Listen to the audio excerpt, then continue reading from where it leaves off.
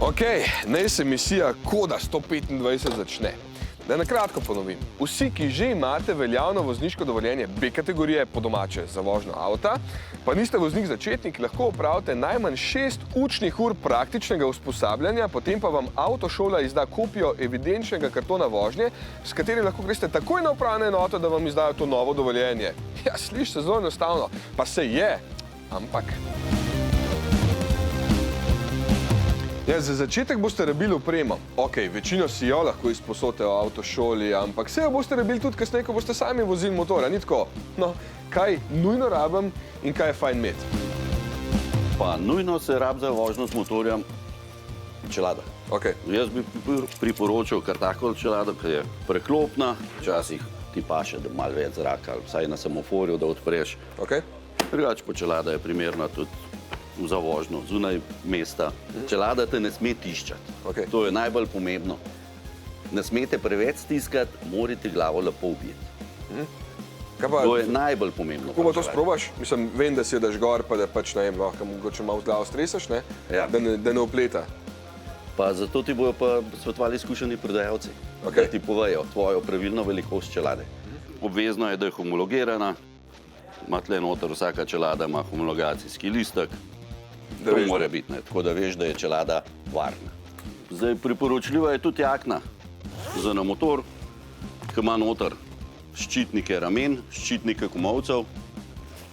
To je, da te ne prepiha, zaščita je, vsekakor pa tudi obvezno zaščita hrbta. Okay. Jaz vsaki stranki priporočam, da da zaščito hrbta noter, ki je pa velikost je odvisna od velikosti jakne, tako da se sklada dolžina zaščite z velikostjo jakne. Čekaj, a to gre kar not v jakno, ali kako? To se noter vtakne v jakno, ima tle poseben prostor, Aha, ok.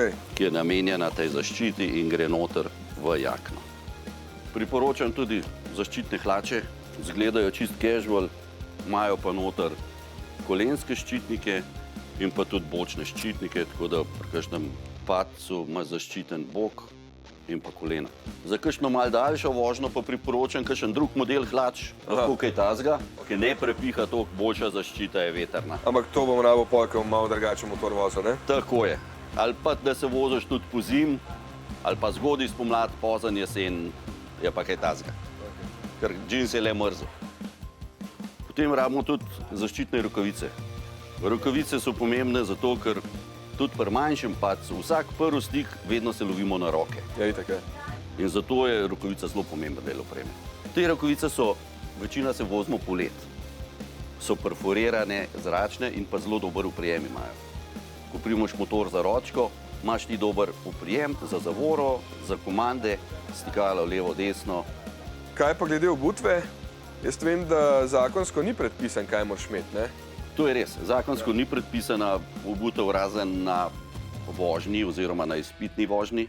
Je predpisana, drugače pa jaz vedno priporočam vsaj nizek čevelj iz zaščito gležnja, ker če se voziš s skuterjem ali pa ne vem, s kakšnim manjšim 125-kubičnim motorčkom po mestu, se hitro zgodi, da je kakšen zdrs ali pa da se prevrneš in tudi pri manjših hitrostih, ko ti motorček pade na nogo, je zaščita gležnja zelo pomembna.